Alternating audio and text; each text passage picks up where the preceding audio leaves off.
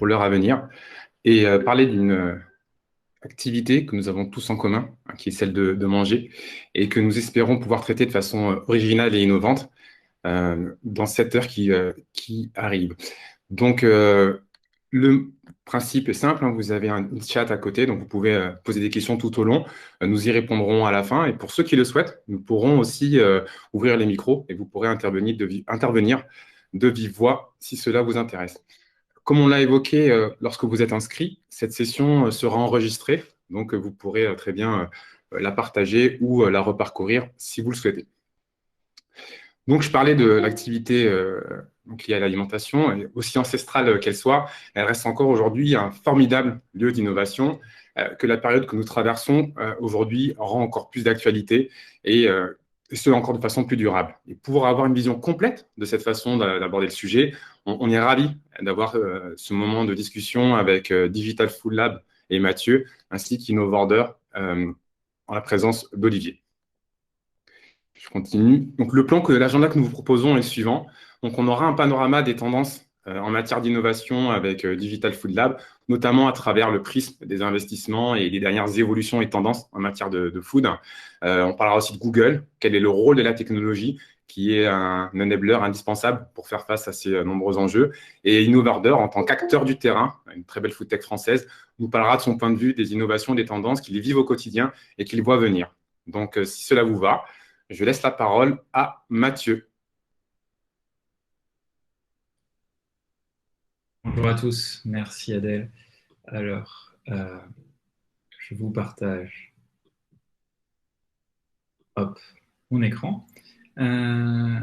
Donc, en effet, ce dont je vais vous parler aujourd'hui, c'est dans un premier temps des conclusions d'un rapport qu'on a mené et qu'on a sorti il y a moins de 2 mois sur justement l'écosystème de la food tech en Europe. Et puis ensuite, on fera un petit focus sur les tendances dans l'écosystème qui nous intéresse aujourd'hui dans le food service.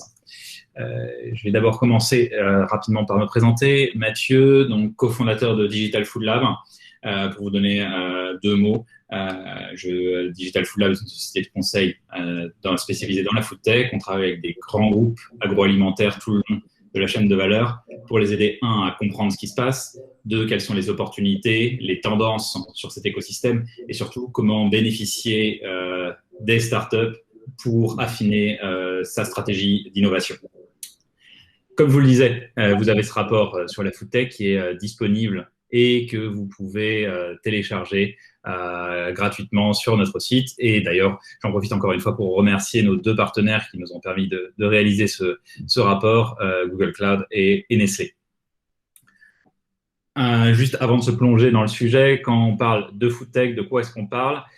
Pour Digital Food Lab, on a posé la définition suivante, c'est vraiment l'ensemble des acteurs qui innovent sur la chaîne de valeur sur tout le long vraiment de cette chaîne, c'est-à-dire de l'agriculture jusqu'au delivery, en passant notamment par les produits transformés, food science, le food service, la restauration, le coaching, la nutrition, l'aspect génomique, ADN et le retail. Donc, c'est vraiment toute la chaîne de valeur agroalimentaire. Si on fait un état des lieux, ce qui est un peu l'objectif qu'on a eu dans ce rapport, et comme je vous disais, qui est sorti récemment. Simplement, ce que je vais essayer, c'est de vous montrer quels ont été les changements en 2020 dans cet écosystème de la food tech par rapport à ce qu'il était avant en Europe. Donc, 5 changements notables. Le premier lieu, c'est la quantité d'investissement qui se maintient à un niveau historique, donc 2,7 milliards d'euros investis, ce qui est notre projection sur les montants en 2020, ce qui est quand même un niveau extrêmement élevé, comme on le voit par rapport à ce qu'il était il y a moins de 5 ans. Donc, une multiplication des investissements dans cet écosystème qui est en pleine accélération.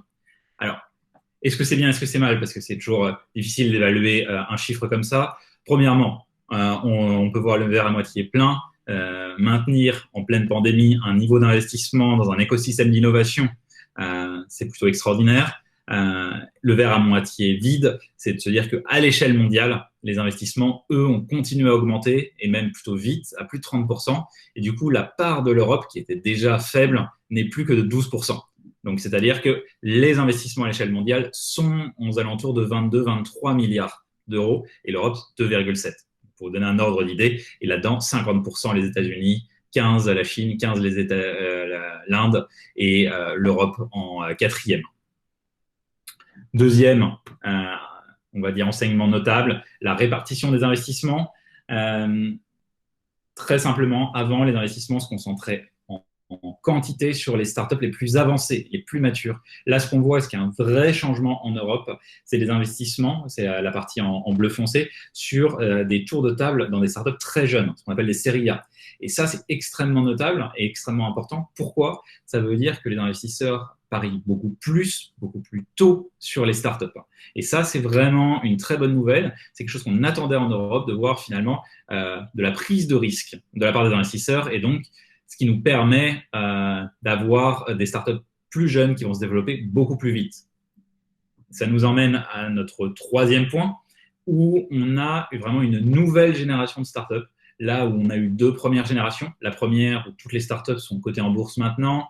La deuxième, qui était encore toujours sur cet écosystème de la livraison, de plats notamment. Là, on a une toute nouvelle génération de startups qui émerge extrêmement vite, qui est extrêmement bien financé et qui a un potentiel vraiment de disruption assez incroyable. Donc, on est en train d'assister au moment, je pense que vous connaissez tous les courbes de start-up un peu en forme de hockey stick. Voilà, on est vraiment au point d'inflexion avec une accélération notable et donc, en conséquence pour l'industrie agroalimentaire, une disruption qui se rapproche. Quatrième enseignement, c'est aussi des investissements dans des nouveaux domaines. Un investissement très fort dans les startups liées à l'agriculture, notamment autour des insectes. Un succès pour la transformation. Avant, on investissait beaucoup et dans l'agriculture et dans la livraison. Maintenant, on investit au milieu de la chaîne.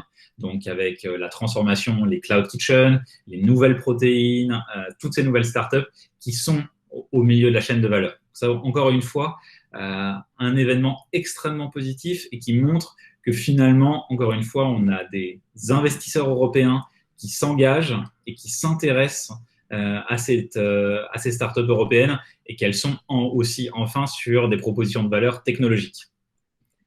Troisième point, plutôt une mauvaise année pour la livraison de manière générale. Vraiment la transition extrêmement nette entre deux modèles. D'un côté, celui qu'on connaît au quotidien, donc la livraison de plats de restaurants, les Deliveroo, Uber Eats, etc., qui finalement sont tous maintenant des sociétés cotées, qui sont publiques, et de l'autre, une nouvelle mode de livraison qui est la livraison de course, où on voit une compétition incroyable et on reviendra dessus juste après. Et enfin, cinquième enseignement, c'est une concentration extrêmement forte des investissements sur 5 hubs, 5 zones géographiques. Ce qui est notable, c'est que cette concentration s'accroît d'année en année. Donc, il y a vraiment 5 zones à regarder en Europe. Le Royaume-Uni, toujours en tête depuis 10 ans. La France, qui petit à petit rattrape son retard. Les pays nordiques, donc c'est-à-dire Suède, Norvège, Finlande et Danemark, qui forment un hub à E4 extrêmement cohérent autour de Stockholm et de Copenhague, donc vraiment en croissance, autour notamment des startups sur le plant-based, sur la sustainability. La zone autour de l'Allemagne et de la Suisse, donc extrêmement intéressant aussi avec la plupart des acteurs de cette nouvelle génération qui sont des startups allemandes, et la zone Benelux, principalement les Pays-Bas. Et globalement, le reste de l'Europe qui compte pour moins de 6%. Donc vraiment une répartition qui n'est pas du tout proportionnelle. Pour le faire simple, la food tech en Europe, c'est Londres, Paris, Stockholm, Berlin et Amsterdam si vous avez du temps. Il ne se passe à peu près rien de notable, à part Glovo en Espagne. Tout le reste de l'Europe est à peu près négligeable pour cet écosystème. C'est vraiment une concentration extrêmement forte. Donc, ça, c'est un peu l'état des lieux, le panorama de cet écosystème de la food tech. Maintenant, on peut se poser la question où est-ce qu'il va, et notamment dans le sujet qui nous intéresse, qui est celui du food service.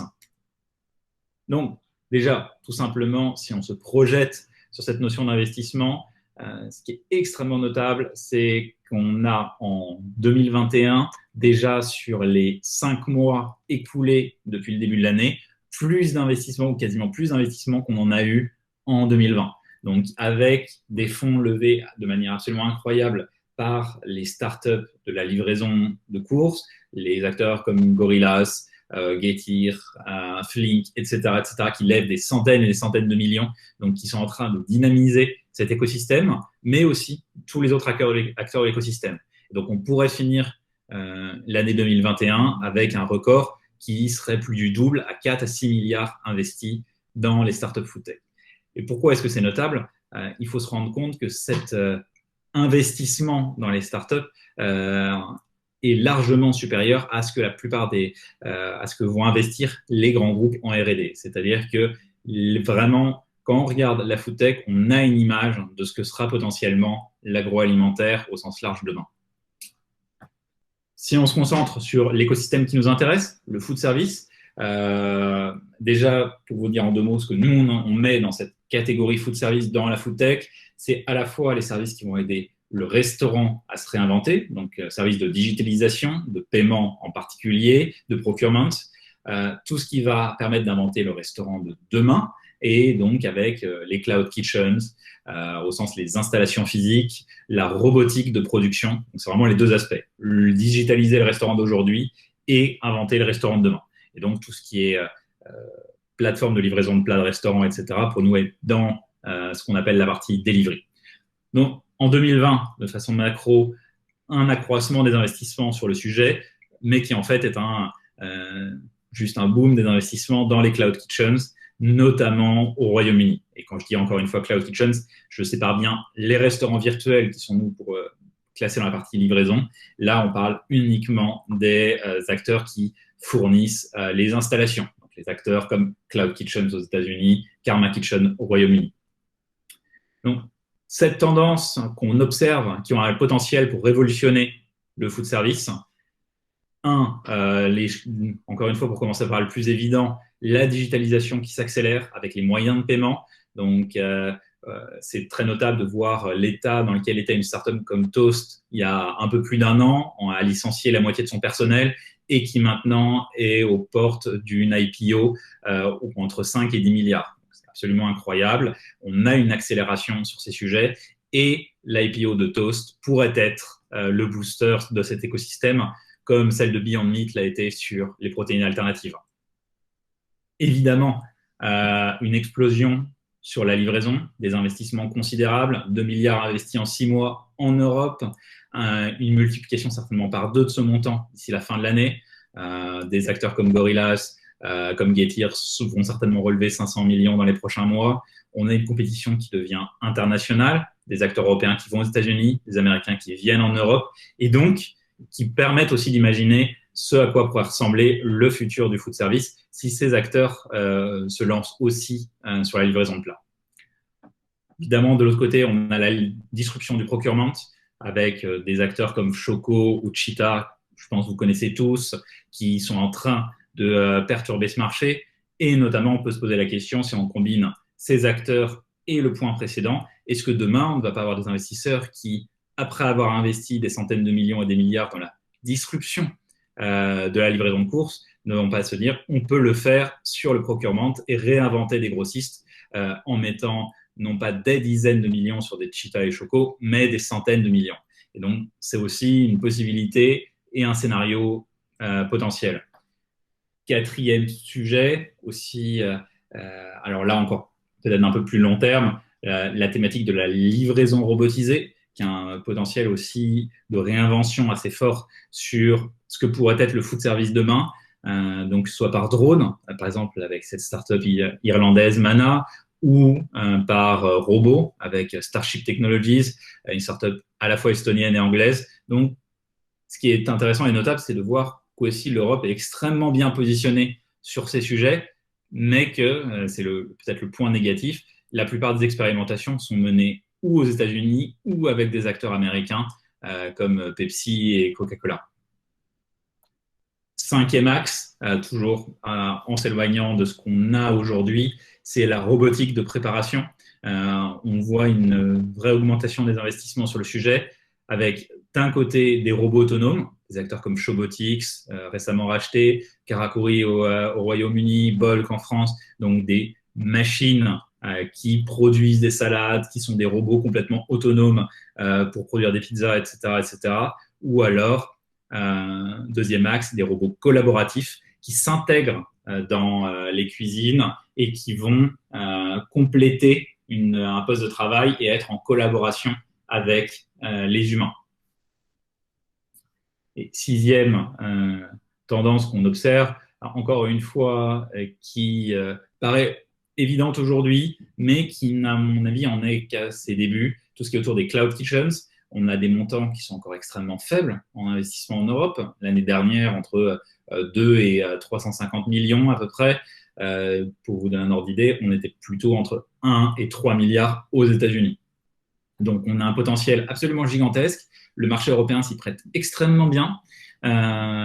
Donc, c'est vraiment, je pense, un sujet à suivre, notamment parce qu'on voit des acteurs industriels, des grands groupes de la distribution qui s'y intéressent. Et enfin, aussi parce qu'on a une distinction croissante entre les lieux, les cloud kitchens, et les restaurants virtuels opérateurs et les plateformes.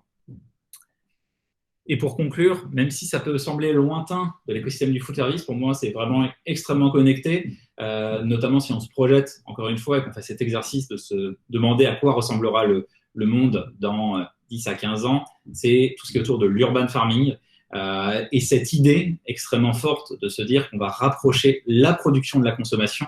Et donc, on peut se demander quel impact ça pourra avoir sur la restauration demain et la manière dont elle est pensée. Et quand on regarde ces 7 aspects, la digitalisation, l'explosion de la livraison, la disruption du procurement, la robotique de livraison, de préparation, les cloud kitchens et l'urban farming, c'est en prenant ensemble ces tendances qu'on peut imaginer les différents scénarios qui pourront donner une image du futur du food service. Et je serais ravi de pouvoir échanger avec vous tout à l'heure quand on aura un temps de questions-réponses sur ce sujet.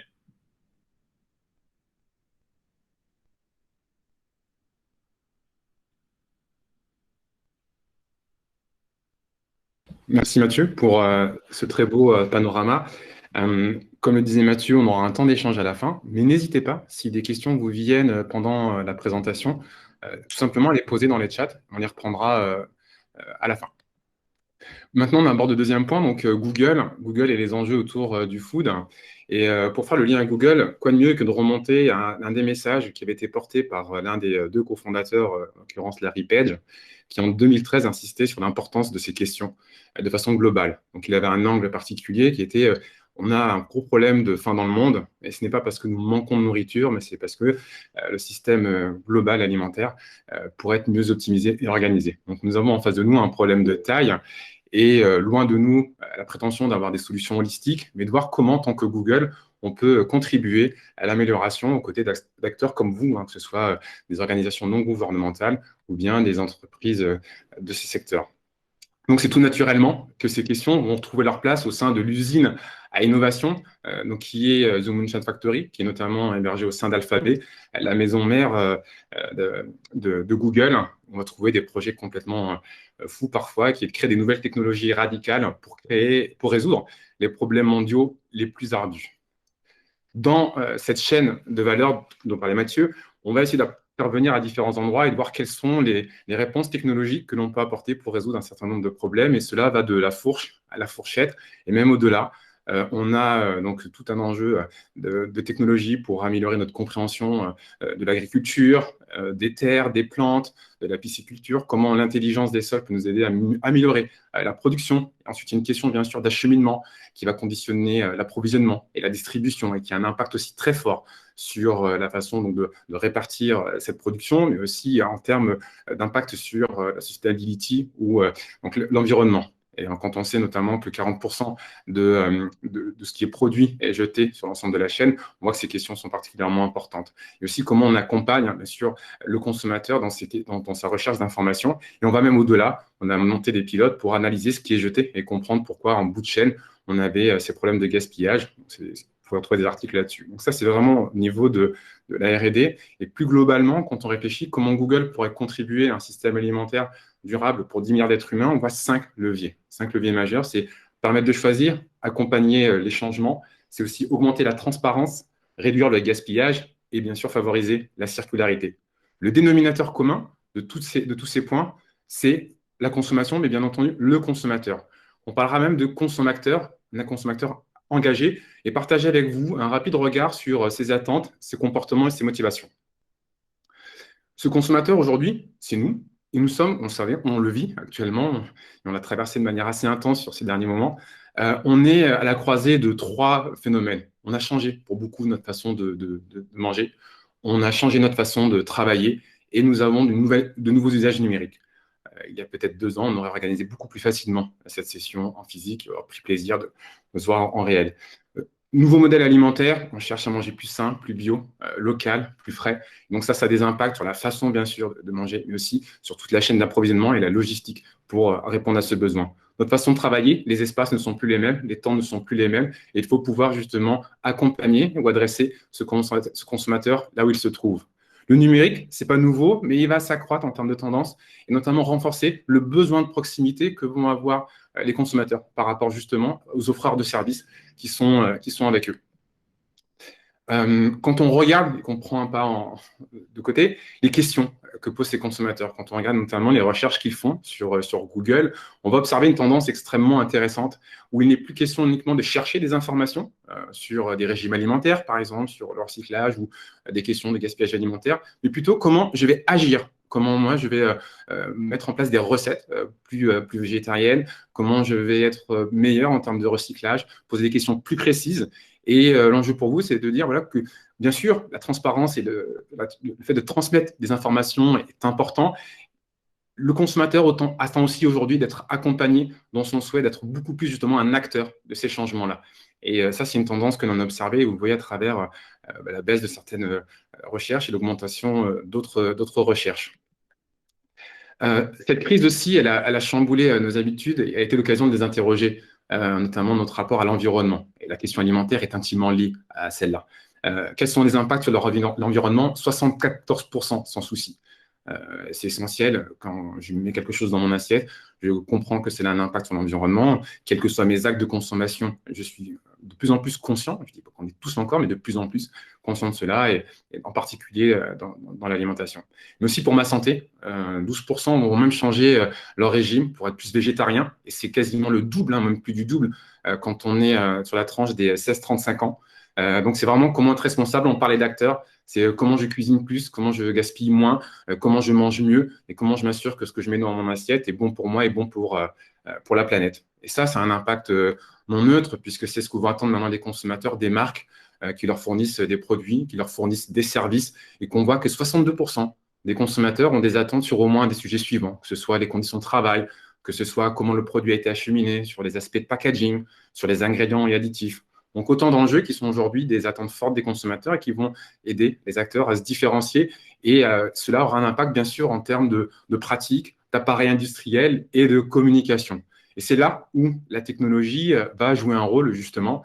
Et quels sont les différents rôles que peut avoir la technologie pour vous aider dans ces transitions. Donc, à travers les data, à travers le machine learning, pour vous aider à innover dans une démarche plus durable. On voit 4 points sur lesquels on peut vous accompagner, en tout cas en tant que Google. Je ne sais pas si vous voyez l'écran exactement. Donc, il y a l'énergie, l'alimentation durable, le gaspillage alimentaire et le recyclage et le plastique. Donc, en termes de recherche d'efficacité opérationnelle et de recherche aussi d'avantages concurrentiels sur ces questions-là, avec une récompense et d'avoir un impact positif sur l'environnement et nos écosystèmes. L'énergie, c'est vous aider tout simplement aussi à atteindre plus rapidement vos objectifs de neutralité carbone. Google a été le premier à être neutre en termes de carbone et d'avoir même soldé son passif carbone depuis sa création en 1998. Et on a pour ambition d'ici 2030, comme vous le savez, de fonctionner uniquement avec des énergies renouvelables. Donc, en utilisant les plateformes Google, ça vous aide effectivement à optimiser votre consommation de carbone, chose à laquelle les consommateurs et même de façon les directions générales sont de plus en plus sensibles. Autre élément aussi pour aider dans cette recherche d'optimisation carbone, c'est de s'intéresser à un maillon de la chaîne qui est générateur d'énormément d'émissions, qui est le transport. Donc, en tant que Google, vous le savez, à travers Maps, à travers les projets de la Moonshot Factory ou à travers Waymo, les véhicules connectés, on s'intéresse beaucoup à tout ce qui est optimisation du transport, optimisation des tournées, tout ce qui est logistique. Vous voyez que par rapport à ça, on a tout un arsenal de champs d'expérimentation et de solutions pour aider nos partenaires dans ces questions-là. Un exemple, on a UPS qui a économisé quasiment 38 millions de litres par an, donc sur la bagatelle de 400 millions de dollars, en optimisant les tournées justement de ces camions au plus proche du terrain grâce au machine learning. Ça, c'est vraiment un impact qu'ils ont pu mesurer grâce à un meilleur usage des technologies, de la data, mais surtout une data qui est utile au niveau du terrain. Ça, c'était pour le premier point. L'autre aspect, la transparence, la supply chain, pour présenter une alimentation plus durable. Quelques exemples d'innovation, ils sont nombreux, on en a choisi quelques-uns. Celui-là, soit original, c'est celui d'Unilever, qui va utiliser un fonds d'image cartographique, tout un ensemble de données qu'ils ont pour faire deux choses. Un, montrer l'impact de ces produits, notamment sur le choix de certains composants, que peuvent être par exemple l'huile de palme, pour à la fois rassurer les consommateurs, mais aussi aiguiller ces producteurs, ceux qui l'approvisionnent, pour mesurer l'impact sur l'environnement des cultures qu'ils ont. Et donc ça, c'est un exemple, je trouve, original. Et un autre aussi exemple dans l'alimentation durable, dans la création, dans la nouveauté, eh bien c'est InBev qui va mieux analyser, mieux comprendre sa chaîne de production, améliorer le processus de vieillissement en fût, réduire les coûts de filtrage et aller même encore plus loin, c'est-à-dire utiliser le machine learning pour proposer des goûts plus adaptés, plus originaux. On voit le quality manager chez InBev qui dit savoir que chaque fois que quelqu'un ouvre une Budweiser, le machine learning joue un rôle dans le goût. C'est plutôt quelque chose qu'il trouvait assez cool. Gaspillage alimentaire, c'est un point aussi extrêmement important sur lequel la technologie joue un rôle non négligeable pour deux raisons principales, c'est-à-dire de pouvoir mieux gérer en amont ce qu'on va produire grâce à des meilleures capacités de prévision, notamment de la demande, et aussi un meilleur pilotage de la chaîne de bout en bout, et aussi d'avoir des capacités de correction quand ce qui advient n'était pas forcément fidèle, ce qui est souvent le cas, vous l'avouez, aux prédictions. Prenons l'exemple de Carrefour, qui est un acteur français, qui va justement s'appuyer sur toutes les ressources que peut lui proposer le cloud, mais pas seulement, mais aussi toute la data et l'analyse et le machine learning pour optimiser l'approvisionnement en stock, le taux de rotation et de s'assurer qu'on met les bons produits auprès des bons consommateurs au bon moment et au bon niveau. Ils vont même aller aujourd'hui plus loin pour tout ce qui est produits frais, notamment tout ce qui est boulangerie, et sont en train de tester des meilleurs algorithmes pour s'assurer qu'à la fois on produit au plus juste et on évite ainsi le gaspillage. Le recyclage et le plastique sont des éléments sur lesquels je pense que nous sommes tous très mobilisés. Pour continuer donc par rapport à ça, deux exemples. Un exemple, c'est, on parlait tout à l'heure d'organisations non gouvernementales. On a un partenariat avec Earth 911 aux États-Unis qui permet aux citoyens de trouver des solutions de recyclage très rapides, très concrètes, quand ils se les posent, tout simplement en demandant « Hey Google, dis-moi comment je peux recycler ça ?» On va leur expliquer comment et aussi où potentiellement ils peuvent trouver l'endroit pour déposer leurs déchets le plus proche de chez eux. Donc ça, c'est des choses qui sont concrètes et en cours. Et dernier élément, dans un monde un peu plus différent, on rentre dans le monde de la cosmétique, c'est Lush, qui est un des précurseurs et leaders dans les produits non packagés, de proposer justement un assistant virtuel qui vient apporter les informations qui manquaient auparavant dans ces systèmes-là et qui aujourd'hui aide le consommateur à mieux comprendre ce qu'il achète. Voilà pour présenter un panorama assez rapide de ce que la technologie peut apporter par rapport à ces grands enjeux. Maintenant, il est temps de laisser la main à un acteur du terrain des food tech, avec la belle success story de nos amis d'Innovorder. Je vais laisser parler Olivier. Merci beaucoup, Adèle. C'est un vrai plaisir d'être là avec vous aujourd'hui. Donc, moi, c'est Olivier Levert. Je suis le CTO et l'un des cofondateurs de Innovorder. Alors, on veut que cette session soit la plus interactive possible. Alors, surtout, n'hésitez pas à poser vos questions. On prendra 15 minutes à la fin pour y répondre.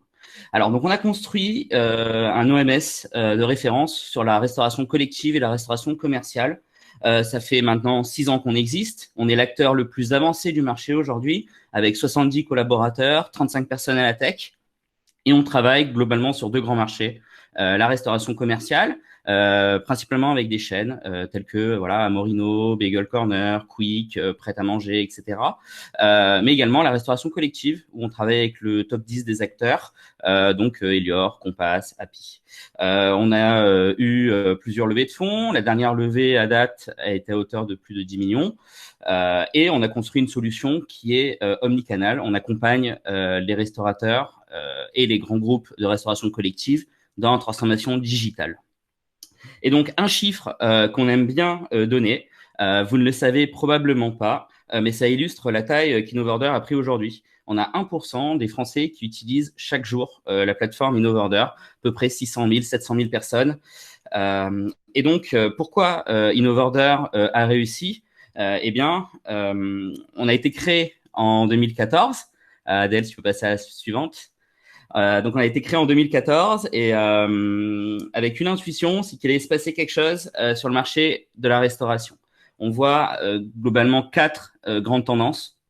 La première, c'est l'explosion des canaux de vente, la digitalisation de ces canaux avec le click and collect, la livraison. Bon, je pense que vous n'êtes pas passé à côté sur les 2 dernières années. On voit également l'augmentation du nombre de bornes. Les bornes deviennent de moins en moins chères. On a une explosion du vente de ce type d'offres. On a l'arrivée des frigos, surtout des frigos connectés, et donc ça fera la transition avec l'hybridation des concepts, la distribution automatique, tout ce qui est casier connecté et scan plateau. Donc voilà, je suis en cantine, je passe mon plateau sous une caméra, ça prend photo et ça détecte automatiquement les plats. Et donc, deuxième axe très important, c'est l'hybridation des concepts. Notamment il y a 2 axes importants. Un, la restauration assise et la restauration rapide. Donc, la restauration assise qui prend de plus en plus des codes de la restauration rapide avec la mise en place de bornes, la mise en place de commandes à table, etc. Et 2, tout ce qui est restauration commerciale et restauration collective. J'y reviendrai dans la slide d'après. Mais on observe une convergence de ces 2 segments et donc petit à petit le marché est en train de s'ouvrir avec des nouveaux acteurs, des acteurs qui changent un petit peu leur placement et donc on va rentrer un peu dans le détail de ça. Ensuite, on voit justement dans cette logique l'émergence de modèles type cuisine centrale qui sont habituellement plutôt en restauration collective. On les voit arriver en restauration commerciale. C'est ce qu'on parle quand on dit cloud kitchen, dark kitchen. C'est un concept de cuisine centrale qui est adapté à la restauration commerciale via des canaux de livraison. Et ensuite, des nouveaux acteurs food tech qui arrivent sur des offres justement de restauration collective à la Pop Chef, à la Frischti. Et donc, des nouveaux modèles qui bousculent les codes du marché. C'est sûrement des choses que vous connaissez déjà, donc je vais aller assez vite, mais c'est des exemples justement de cette accélération, de cette convergence autour de 4 axes encore. Les cantines digitales d'un côté, avec Melchior, Dashbox, qui a été racheté par Carrefour, donc un grand industriel, un grand distributeur qui rachète une offre pour les particuliers. Donc, on voit des changements de place dans le marché. Les néo-cantines avec plutôt adapté pour des sociétés 150 employés avec Udi, Mamie Cocotte, tout ce qui est frigo connecté. Alors là, j'en ai mis 3, mais en réalité, on voit des dizaines d'acteurs différents qui sont en train d'arriver. Donc l'idée du frigo connecté, c'est un frigo intelligent qui va pouvoir détecter justement les plats qui sont pris et qui va ensuite être connecté derrière au reste du système. Donc nous, on est vraiment au centre de cet écosystème puisqu'on va fournir la plateforme, le système d'information qui est derrière. Et justement, voilà, on travaille avec Mongenu, avec Foodles, avec OpenEat, etc. Et enfin, ce qu'on appelle le B2C at work, c'est-à-dire je suis au travail, je me fais livrer des plats, ou alors je suis en télétravail, je me fais également livrer avec des acteurs comme Frischti, Food Cherry, Season, Nestor, racheté par ailleurs récemment, et Classcroute. Et donc, il y a une forte pression du marché et justement, la restauration collective est au cœur d'une transformation radicale. C'est-à-dire que tous ces fondamentaux sont remis en question. Et alors, pour les DSI et pour les architectes, c'est un moment assez complexe à gérer parce que on a 5 choses à prendre en compte en simultané. Faut en même temps driver les changements d'architecture, prendre en compte les nouvelles innovations, gérer toute la dette technique, le legacy, le faire évoluer, tout en permettant d'avoir un data lake qui soit suffisamment fourni pour permettre aux collaborateurs de faire des études et justement de faire avancer la société, c'est là où ça devient complexe, tout en respectant les politiques de sécurité, de gestion de risque, et en même temps permettre une conduite du changement à très grande échelle. Et donc, chez InnoVorder, on a l'habitude d'accompagner les DSI, les CIO du marché. Et donc, j'aimerais vous présenter un peu notre vision du marché. À parler avec tous les DSI en France. On fait une veille active avec ce qui se passe aux US. Mathieu a parlé de Toast, effectivement, avec son IPO qui arrive très rapidement. Alors, c'est assez intéressant de voir un peu les tendances architecturales qui permettent justement à ces nouveaux modèles d'émerger. Nous, dans notre analyse, on a à peu près 6 axes importants. Le premier, qui est capital, ça fait des années qu'on en parle, c'est vraiment le temps réel des échanges. On a besoin que les solutions soient le plus interopérables possible et c'est capital de pouvoir réagir à de l'information en temps réel. Ça rejoint les différents points. On va avoir le point numéro 2 qui est la flexibilité. On a des nouveaux canaux qui apparaissent. Donc on voit des frigos connectés, la distribution automatique, le scan plateau, des bandes de commandes, etc. Et demain, il y en aura des nouveaux. Et donc, c'est très important d'avoir une flexibilité, une adaptation forte et rapide à l'explosion de ces canaux de vente.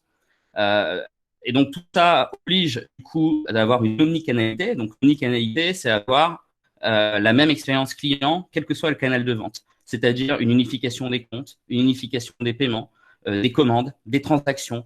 Pour le convive ou pour le consomme acteur final, c'est très important de pouvoir avoir une expérience unifiée. Et donc ça oblige quelque chose, ça oblige une interopérabilité.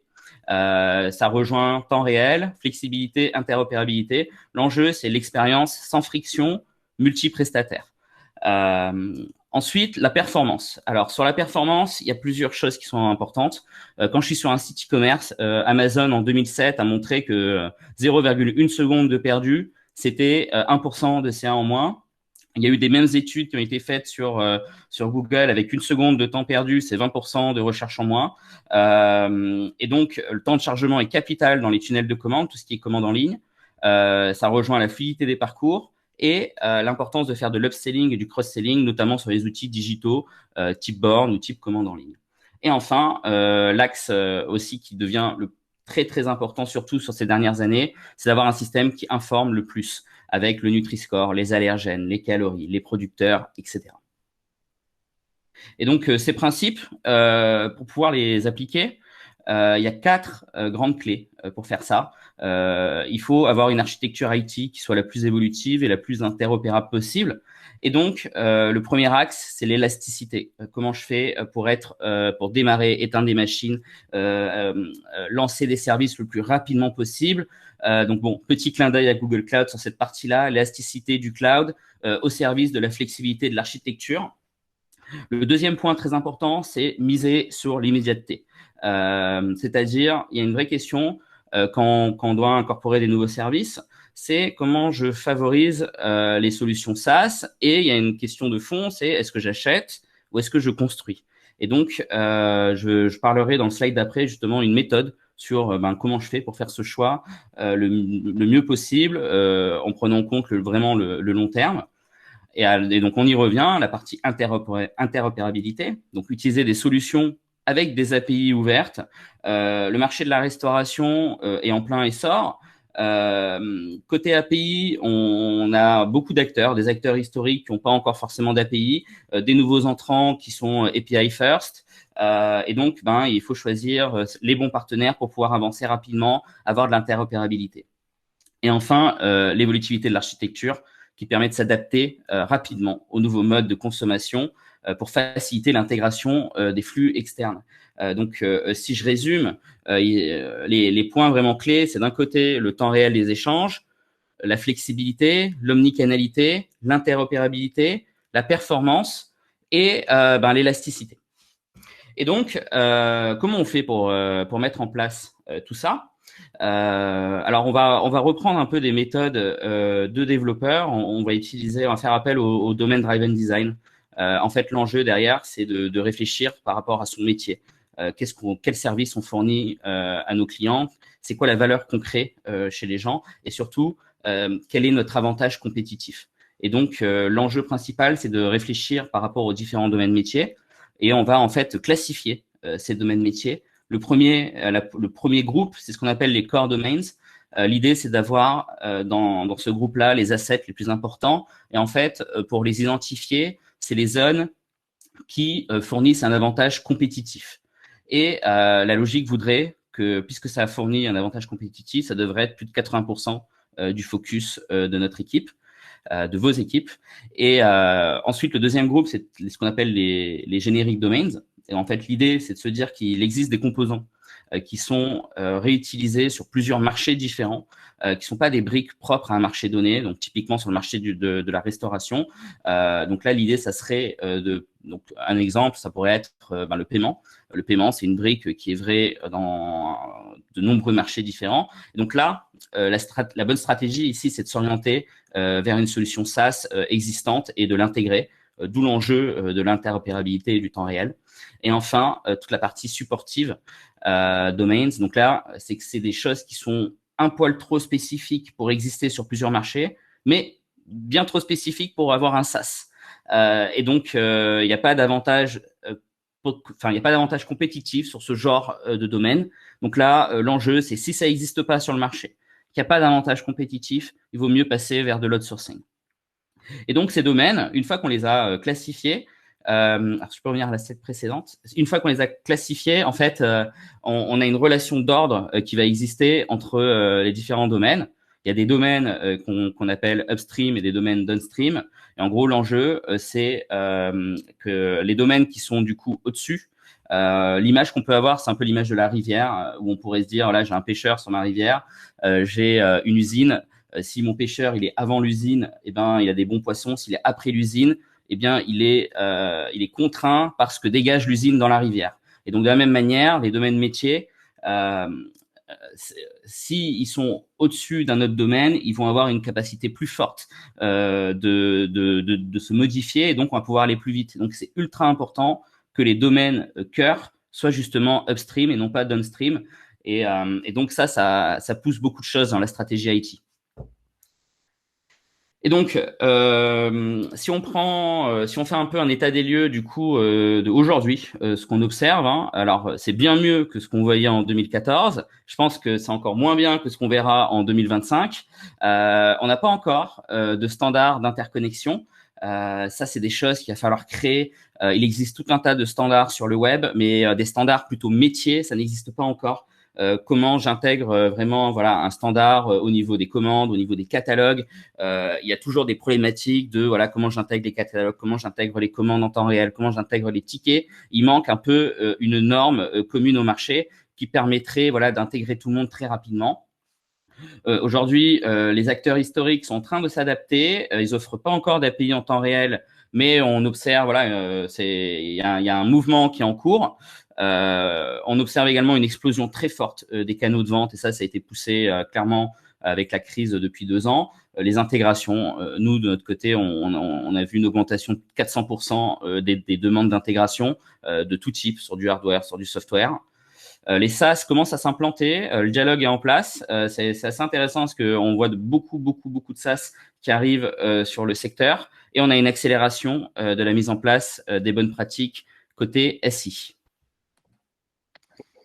Merci Olivier pour ce joli panorama. On va passer maintenant au temps des questions-réponses.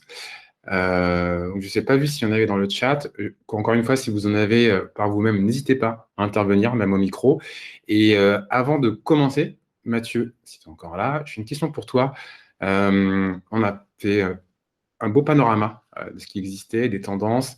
Selon toi, si on prenait un peu de perspective, quels sont les 3 scénarios de long terme que tu vois dans ce monde à la fois de la restauration et du food service? Oui. Est-ce qu'on peut peut-être se dire, si on essaie en effet de combiner les éléments qu'on a présentés précédemment, c'est peut-être, par exemple, ce que je disais, en mélangeant cette croissance dans le food delivery et les nouveaux acteurs de procurement, est-ce que demain, on ne va pas avoir une disruption des grossistes? Donc ça, c'est un axe de réflexion. Et je pense que ça devrait amener beaucoup d'acteurs, distributeurs, grossistes, industriels à se poser des questions sur la manière de se réinventer aujourd'hui. Il y a aussi, si on combine plusieurs axes, une vraie réflexion sur ce qu'on appelle food automation, c'est-à-dire si demain on a des entrepôts robotisés, des fermes urbaines majoritairement robotisées elles aussi, qu'on a des cloud kitchens en partie robotisés et de la livraison en partie robotisée, est-ce qu'on n'arrive pas à un système où l'ensemble des opérations sont de plus en plus automatisées, ce qui pose du coup la question, de la concentration de la valeur, non pas dans les acteurs qui opèrent, mais dans les acteurs qui créent ces robots et contrôlent la data derrière, et évidemment, ça pose la question de l'emploi d'un certain nombre de personnes dans ces acteurs-là. Et peut-être troisième scénario auquel on peut réfléchir, si on a tous ces acteurs de Cloud Kitchen qui continuent à se développer, est-ce qu'on n'ira pas vers une baisse du coût du plat potentiellement livré ou en takeaway? Et du coup, est-ce que demain, on n'a pas un scénario où le plat livré coûte le même prix ou moins cher que le même plat cuisiné à la maison? Et donc, est-ce qu'on ne va pas aller vers un switch de plus en plus fort vers des consommateurs qui abandonnent tout simplement le fait de cuisiner, et en fait une explosion d'une certaine forme de food service qui se substitue à la cuisine à la maison, à la cuisine tout court. Donc c'est trois scénarios qui peuvent donner des pistes de réflexion et se demander pour chaque acteur, est-ce qu'ils sont prêts à se positionner par rapport à ces scénarios-là. Merci Mathieu pour ces perspectives. Et ça rejoint deux questions que j'ai vues dans le chat, une d'Agathe et une autre de Bernard. Parce que tu as parlé de Cloud Kitchen, Cloud. Et Cloud Chicken, c'est là tout de suite encore. Encore, c'est que c'est pas encore. Ce serait à venir, peut-être un quatrième scénario, mais peut-être trop précurseur encore. Et aussi la robotique, parce que tu as parlé de ce sujet-là. Donc, j'ai commencé par Agathe, qui était sa première question. Pourquoi l'Europe se prête bien au Cloud Kitchen? Est-ce que c'est lié à la densité urbaine? Oui, tout à fait. Et c'est vraiment ça. Les villes européennes sont en surface extrêmement petite, extrêmement dense. Et par ailleurs, les restaurants sont vraiment dans des zones encore plus denses, dans les centres-villes, etc., avec des problèmes qu'on connaît tous de nuisances liées à la présence de livreurs. Et donc, l'émergence de cloud kitchens dans des zones périphériques, mais tout aussi denses de banlieue et très mal servies par une offre de restauration, est une forme assez évidente, et même encore plus qu'aux États-Unis, où les banlieues sont beaucoup plus éparpillées, ou en tout cas moins denses. Donc, il y a une logique à avoir des systèmes de cloud kitchen en Europe, et on en voit dans toutes les villes. Et en plus, ce qui est assez intéressant, c'est que, objectivement, opérer une cloud kitchen à Londres, en opérer une à Amsterdam, finalement, il y a assez peu de gains à être maître du continent. Alors que c'est ce qui a d'habitude fait la force des startups européennes, enfin américaines plutôt, c'est d'avoir un très gros marché. Là, finalement, il n'y a aucun gain à opérer des cloud kitchens dans plein de villes en même temps. Donc, on peut avoir plein d'acteurs locaux qui gèrent ça très bien. Merci, intéressant. Et comme tendance, notamment en Europe. Alors, tu parlais de robotique aussi tout à l'heure, notamment, on dit aussi avec la partie cloud kitchen sur le coût qui serait peut-être plus intéressant au final dans un avenir moyen, long terme, de passer en commande plutôt qu'en cuisinant soi-même. Bernard pose une question sur les travaux en termes de robotique et de préparation à l'échelle de la famille. Est-ce que tout ce que tu appelles food automation, ça va arriver jusqu'au sein de la famille, ou est-ce que ça va être opéré par des industriels ou des acteurs En tout cas, la robotique domestique, c'est évidemment quelque chose qui fait rêver, mais pour l'instant, je pense que ça va rester au CES de Las Vegas pour les 15 prochaines années. En fait, c'est simple, c'est toujours la même question, pourquoi est-ce qu'on n'a pas de frigo connecté? C'est tout simplement parce que le frigo, il ne sait pas parler à Monoprix, pour faire simple, et c'est la question de l'interopérabilité. Donc la cuisine connectée et robotique, elle existe, il y a une startup qui fait ça, mais le coût d'entrée, c'est entre 50 et 200 000 $, et ça suppose de démolir votre cuisine. Donc, robotiser votre cuisine, et là on parle en plus dans un scénario européen, dans des petits appartements, des vieilles villes et des vieux immeubles, aujourd'hui on en est très très loin. D'accord. Merci. Alors justement, on parle d'aspect matériel et pour la cuisine. On va revenir un peu dans le monde professionnel. Et une question pour toi, Olivier. Toi, tu es au quotidien sur ces transformations. Euh, un acteur comme Innovorder, pour vous, les facteurs de différenciation d'aujourd'hui, de demain, sont plutôt sur la partie hardware ou sur la partie software? Et pourquoi? C'est en fonction de ta réponse. Ouais. En fait, un des enjeux très forts, c'est d'être agnostique, hein, et de fournir un logiciel qui va s'adapter aux différents hardware. En fait, c'est un peu chacun son métier. On va avoir des super boîtes dans le monde entier qui vont développer des tablettes tactiles, qui vont développer des robots, qui vont développer des frigos connectés, etc. Et nous, notre métier, ça va être de se concentrer vraiment sur comment on fait le meilleur soft possible et qui est du coup le plus interopérable. Et justement, c'est ce qu'on fait actuellement. On va s'intégrer à tout un tas d'acteurs et notre but derrière, c'est de sourcer, on va dire, les meilleurs hardware pour nos clients et de s'intégrer à ces hardware-là. Et donc, ce que je disais, c'est qu'on a vu une explosion de ce genre de demande. Et donc, sur les 12 derniers mois, on s'est intégré à de nombreux frigos, à des casiers connectés, à des monnayeurs, à différents types d'imprimantes, etc. Et en fait, ce qu'on observe, c'est que on a d'un côté tout un tas de professionnels qui sont en train de développer des hardware qui, eux, se veulent être le plus interopérable possible. Donc, nous, notre rôle, c'est de poursuivre cette chaîne-là en fournissant le meilleur logiciel qui va venir s'intégrer justement dans ces périphériques-là.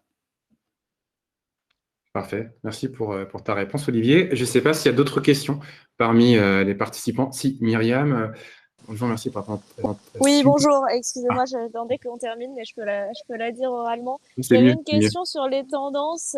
Merci d'abord pour la présentation, c'était super intéressant.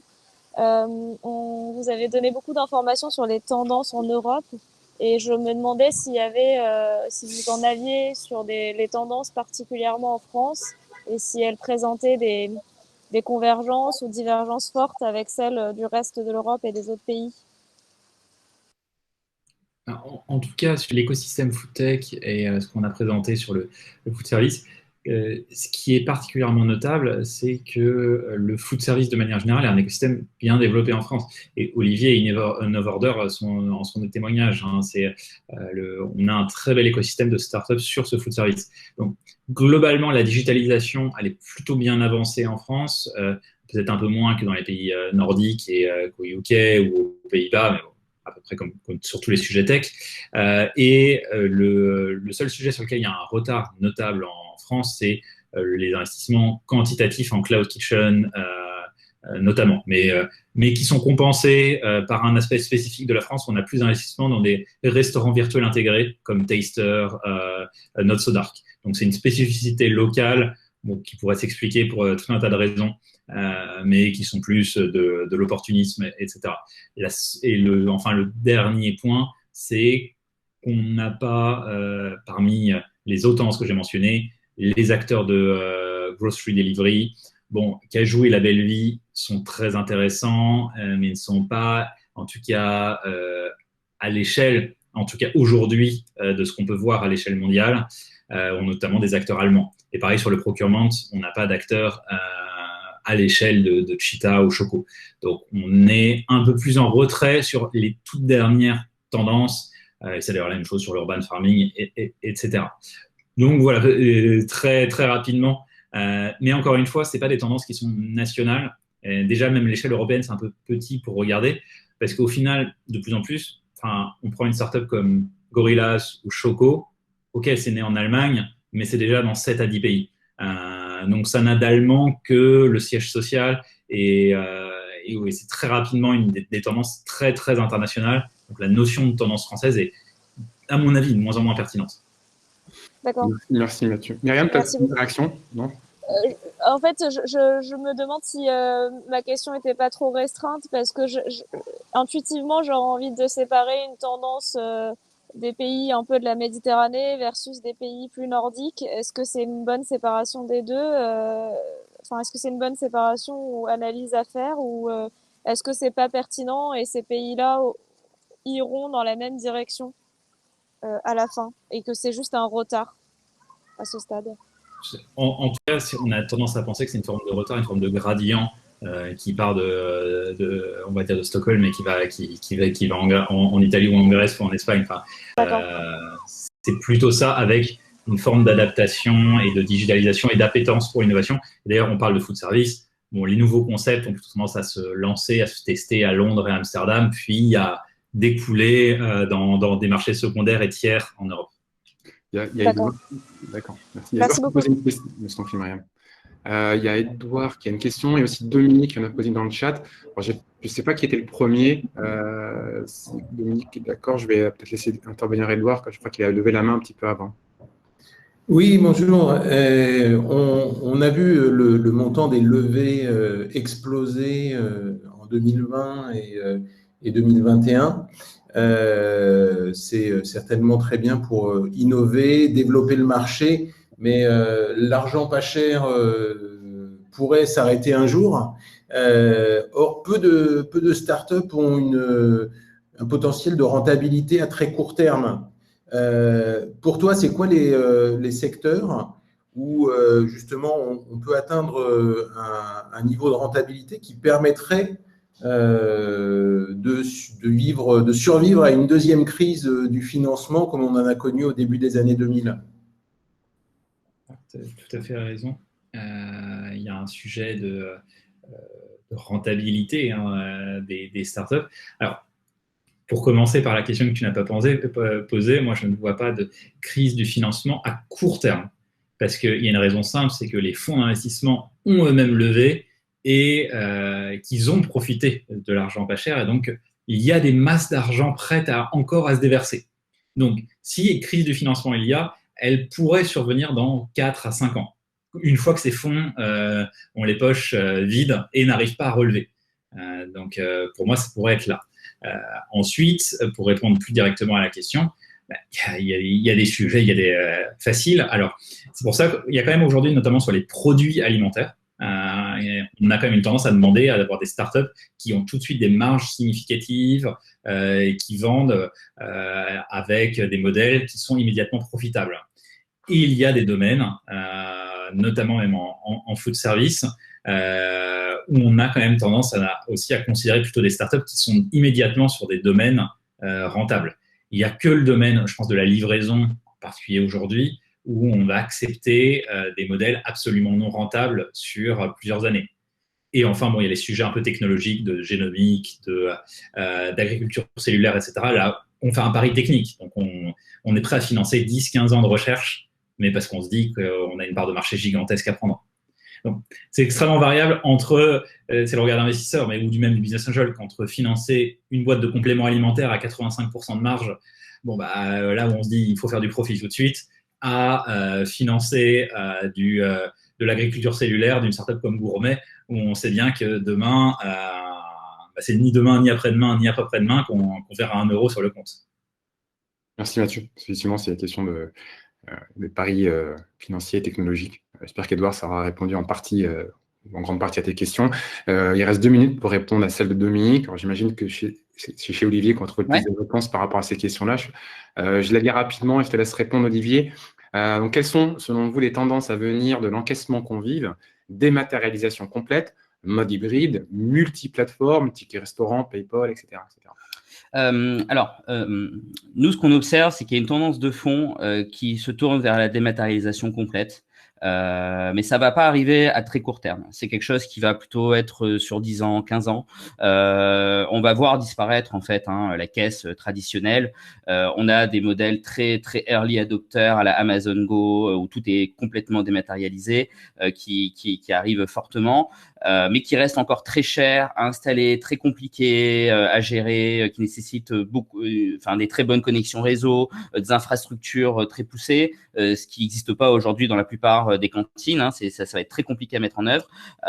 Et donc, Il y a une tendance de fond qui va vers la dématérialisation complète, mais je pense qu'on va progressivement avancer sur de l'hybride pour l'instant, avec des caisses qui vont disparaître dans certains cas, avec des changements sociaux qui vont être liés. Hein. Il va falloir réinventer le lien, parce que si la caissière c'est la personne qui crée du lien avec le self, avec la cantine, et en termes de plateforme, on va être clairement sur du multiplateforme. Il y a des tickets restaurants, du PayPal. On voit des réseaux tickets restaurants dématérialisés qui arrivent un peu de toutes parts. Et donc, en fait, l'enjeu, c'est d'être omnicanal d'un point de vue paiement, d'accepter tout type de paiement, y compris les nouveaux paiements à venir. Donc, voilà. Donc, pour vraiment répondre, je pense que c'est une dématérialisation complète, mais sur 10-15 ans. En tout cas, merci à tous. Merci Olivier pour tes réponses. J'espère qu'elles auront apporté des éléments à Dominique. Donc là, vous avez les coordonnées de chacun. N'hésitez pas à nous contacter directement si vous avez des questions supplémentaires. Nous avons été ravis de passer cette heure avec vous et d'avoir eu ces échanges à la fin. Nous vous souhaitons une bonne journée et une bonne fin de semaine. À bientôt. Au revoir. Merci beaucoup. Au revoir. Merci beaucoup. Merci. Au revoir.